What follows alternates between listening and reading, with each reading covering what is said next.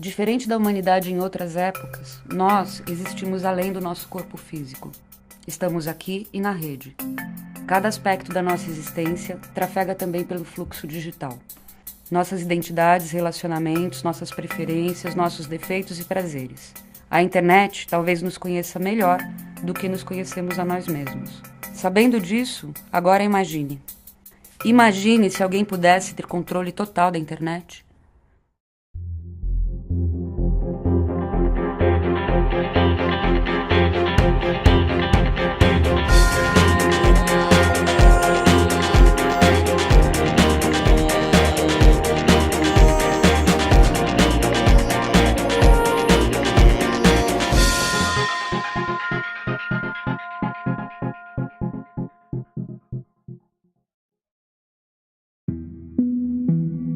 Os brasileiros passam, em média, mais de 9 horas conectados por dia. Um mundo digital com fronteiras e regras ainda maleáveis, onde quem controla o fluxo de informações ganha poder substancial para controlar também o mundo físico. Mas se considerarmos que mesmo sem acessar a rede, continuamos existindo nela, com as nossas movimentações bancárias, registros médicos, nossos cadastros em serviços públicos e privados, o número de brasileiros conectados é de fato muito maior.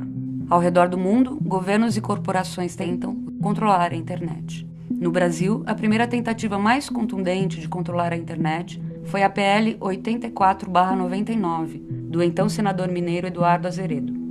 Nesse projeto de lei, além de medidas de censura, estava a obrigatoriedade de guardar todos os registros de navegação de todos os brasileiros por 3 anos. Por isso, foi apelidado de AI-5 digital. Após tramitar por quase 10 anos no Legislativo, a aprovação da Lei Azeredo finalmente apareceu como uma possibilidade concreta em 2009. Foi aí que começou a reação.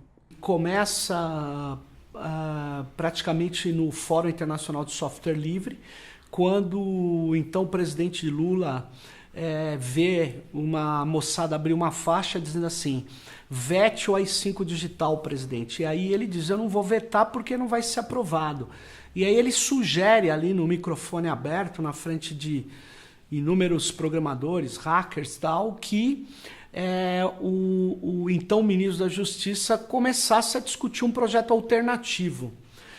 E aí o Tarso Genro, com a equipe dele, traz o pessoal da GV para fazer uma proposta inicial, mas a grande jogada foi abrir a discussão dessa proposta inicial para a prática colaborativa.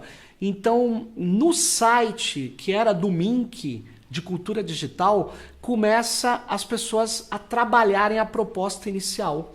Foi um projeto construído pela sociedade, por vários ativistas, e aí ele vai para o Congresso Nacional. Quando ele chega no Congresso Nacional, é nomeada uma comissão especial onde o Molon é o relator. Mas o que corria nos bastidores, né? É que o ministro da Comunicação da Dilma era muito influenciado pelo lobby aí das operadoras de telecom. E aí o que acontece? O Marco Civil tinha um grande opositor dentro do governo, que era o próprio ministro Paulo Bernardo. E em junho de 2013, aí tem as manifestações de rua e um pouco antes a denúncia de Snowden. Isso, a internet passa a existir para o governo, né? Seja pelas articulações que chamavam as pessoas para as ruas, seja pela espionagem massiva que o Brasil era alvo, que o governo era alvo, né? De sua concepção à sua homologação, o Marco Civil tramitou com dificuldade nas casas legislativas. O lobby das operadoras e dos setores vigilantistas da sociedade brasileira foi personificado na figura de Eduardo Cunha.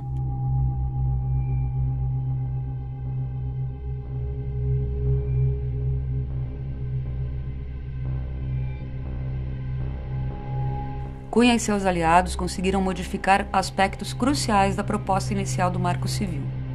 Mesmo com suas limitações, o Marco Civil da internet foi visto pelo resto do mundo como o começo de algo revolucionário.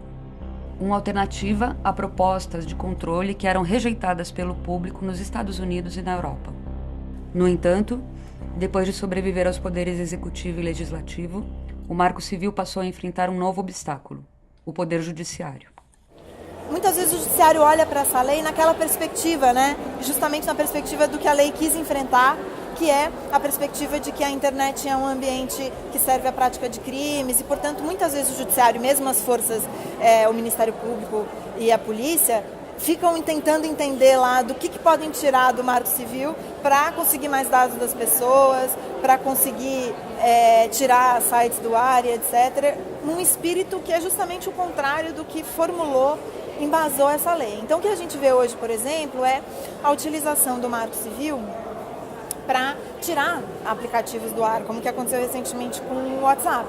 Acho que o grande problema que a gente tem é que o Poder Judiciário brasileiro, primeiro, não conhece como a legislação funciona, não conhece como a internet funciona e tem dado interpretações equivocadas sobre o Marco Civil. Por exemplo, a gente vê juízes de primeira instância citando o Marco Civil da internet para fazer o bloqueio do WhatsApp, que é uma barbaridade, porque o único mecanismo que o Marco Civil da internet autoriza para fazer bloqueios de aplicações é justamente no sentido contrário do que está acontecendo com o WhatsApp. É quando você não respeita a privacidade do usuário, o Marco Civil prevê um bloqueio daquela aplicação.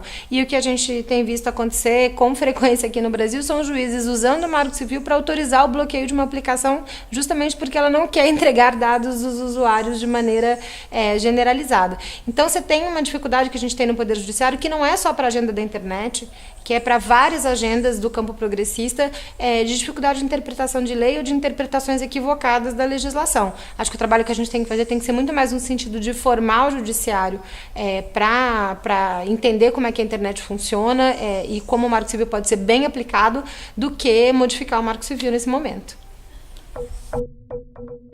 Além do judiciário, as operadoras de telecomunicações ignoram deliberadamente outro pilar fundamental da lei do Marco Civil: a neutralidade da rede. A neutralidade da rede é o princípio que garante a igualdade no tratamento de dados, independente da sua origem, formato e tamanho. Um obstáculo para a criação de pedágios digitais na forma de limite de franquia de pacotes. O Marco Civil já enfrentava um judiciário distanciado da pauta da liberdade na internet, um legislativo reacionário e operadoras de telecom que ignoram a lei. Mas a coisa ficou ainda pior com o impeachment de Dilma Rousseff. No fim de setembro de 2015, a situação do governo Dilma Rousseff já era crítica. Sem diálogo com o poder legislativo, Dilma não conseguia mais governar. Agora presidente da Câmara dos Deputados, Eduardo Cunha era a figura mais poderosa da nossa República. É nesse contexto que Hildo Rocha, deputado do PMDB e aliado de Eduardo Cunha, propõe o impensável PL 215. Duas questões principais são relacionadas a esse PL. Uma é a liberdade do usuário de internet, rede social, quem gosta de escrever no seu perfil de Facebook. Essas pessoas, se um político vier se sentir incomodado por alguma dessas publicações, ela vai ser penalizada na rede, essa publicação vai ser removida sem nenhuma ordem judicial, ou seja, não vai passar por nenhum mecanismo de avaliação e julgamento de se aquela publicação ela realmente está ferindo a honra de uma pessoa, de um político ou não. Então essa é uma das questões relacionadas ao PL 215. A outra questão é o que a gente chama de direito ao esquecimento. É uma prática de se remover conteúdos na internet que dizem respeito a algum caso, algum crime, algum julgamento pelo qual essa pessoa tenha passado, sendo ela condenada ou não. Meses antes, havia sido criada uma CPI de cybercrimes. O relatório final da CPI de cybercrimes sugere um conjunto de projetos de lei que destruiriam o Marco Civil. São sugeridas leis que colocam pornografia infantil e terrorismo no mesmo patamar de pirataria ou ofensas na internet. A CPI dos crimes cibernéticos ela surgiu na Câmara dos Deputados num contexto já de disputa desse processo de tentativa de fragilização e de enfraquecimento do então governo Dilma. Naquele momento, várias CPIs estavam em fila para serem instauradas na Câmara e o PT, incrivelmente, propôs uma CPI para discutir violações de direitos humanos e pedofilia na internet. Era um motivo muito nobre, a gente sabe disso, coletou as assinaturas para que essa CPI fosse instaurada, mas rapidamente essa CPI foi totalmente contaminada e controlada pelos setores vigilantistas e conservadores que já estavam operando com muito mais força do que a esquerda dentro da Câmara dos Deputados. Ninguém é a favor da pedofilia, ninguém é a favor do terrorismo. E aí, interesses econômicos ligados à indústria do copyright, né, da propriedade intelectual, aproveitaram essa porta aberta com essa CPI para colocar a rediscussão de interesses econômicos privados junto com questões criminais graves, porque não dá para você comparar a prática de crimes de pedofilia, terrorismo, tráfico de armas, com violação de direitos autorais. Nós já temos, com relação à pedofilia, por exemplo, no Estatuto da Criança e do Adolescente, dispositivos legais que criminalizam a prática do provedor da internet que, intimado oficialmente de uma ordem judicial, deixe de retirar o conteúdo do site. Já existe a pena de reclusão de 2 a 4 anos, né? Isso já está previsto na lei. A gente não precisaria rediscutir essa questão dentro do Marco Civil da Internet, que, como o próprio nome diz, é uma lei que estabelece direitos civis.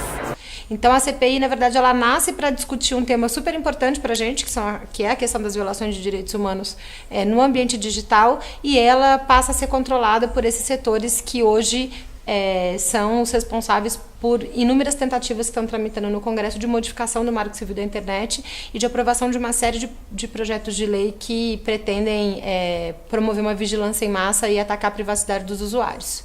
Tem algumas leis, né, como a que o Senado aprovou, que não é os 6 projetos nefastos, absurdos da CPI de cibercrimes. No Senado veio um projeto de lei que permite que a Polícia Militar obtenha dados cadastrais de qualquer um de nós que tem conta na internet sem ordem judicial. Agora repare o absurdo. A Polícia Militar, ela não é uma polícia judiciária na nossa Constituição. Não cabe a ela investigar nada. Então, para que você vai dar acesso à Polícia Militar a dados cadastrais sem ordem judicial? Quer dizer, nós estamos vivendo um estado de exceção absurdo. Uma das coisas que isso vai exagerar, você já deve ter visto na cidade, principalmente se você é da periferia, que a Polícia Militar para um cidadão qualquer e pede para que ele entregue o celular e ela começa a pedir senha, olhar mensagens do WhatsApp, e-mail e tal. Isso é completamente ilegal, é completamente absurdo.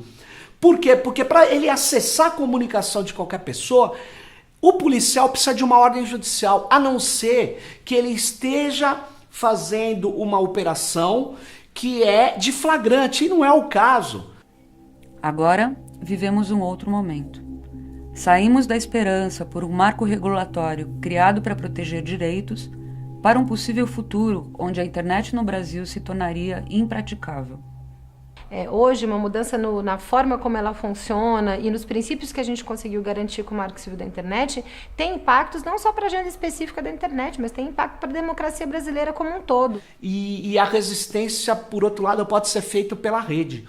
Porque muita gente que apoia esses deputados conservadores certamente não apoiariam as medidas que eles querem fazer com a internet. Muitas vezes também decisões que tratam de maneira rígida a regulação da rede têm relação com o fato de que essas autoridades não têm conhecimento da profundidade, da complexidade da rede e dos efeitos em massa que as decisões delas podem ter, porque às vezes elas estão olhando para uma coisa específica sem conseguir prever o impacto que essa decisão delas pode ter para a massa de usuários da rede. A mudança no modo como a internet funciona hoje no Brasil vai te afetar. Vai afetar em relação a que páginas que você vai ter direito a acessar ou não no país, vai afetar a novos conteúdos que vão deixar de serem veiculados na rede e vai afetar, sim, a sua privacidade, porque você não precisa ser um militante, um ativista para que o seu direito à privacidade deva ser garantido.